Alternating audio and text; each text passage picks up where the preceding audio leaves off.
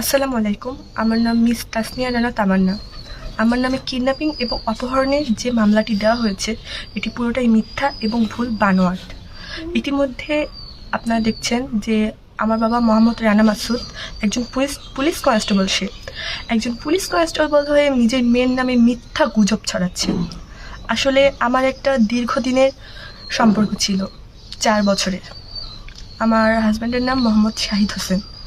তো আমার বাবা এই সম্পর্কটা আমার ফ্যামিলির মানুষজন এটা মেনেই নিচ্ছে না। তো আমার হাজব্যান্ডের নামে পোস্টার ছাপাচ্ছে, মানে সব মিথ্যা। অপহরণ, মানে আমার হাজব্যান্ড আমাকে অপহরণ করছে, এসব মিথ্যা ছড়াচ্ছে। এর আগেও আমি চলে এসেছিলাম।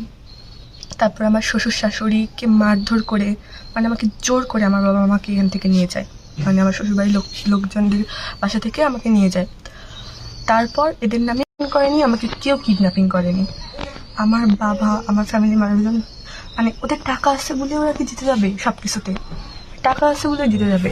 যাকে পাচ্ছে তাকেই টাকা দিয়ে কিনে নিচ্ছে। আর যারা এসবের মধ্যে ঢুকছে, আমাদের এসব যারা ভালো মানুষ, যারা মানে ন্যায় যেটা সত্য, যেটা যারা তাদের নামেও মামলা দিয়ে দিচ্ছে। যার পাচ্ছে তার নামে মামলা দিয়ে দিচ্ছে। মানে আমার বাবা চাকরিজীবী বলে ওরাই কি দেশের নাগরিক? আমরা কি দেশের নাগরিক না? যাদের চাকরি আছে, যাদের টাকা আছে, টাকার পাওয়ার আছে, তারাই শুধু নাগরিক, মানে আমরা নাগরিক না।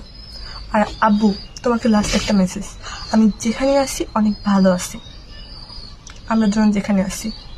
আর আমি যে চলে আসছি, আমার শ্বশুর শাশুড়িও জানে না, আমরা ওদের কাছে নাই, আমরা আলাদা এক জায়গায় আছি, কেউ জানে না আমরা কোথায় আছি। তো আমি অনেক হ্যাপি আছি। দয়া করে এগুলোর মধ্যে তুমি আর ঢুকো না।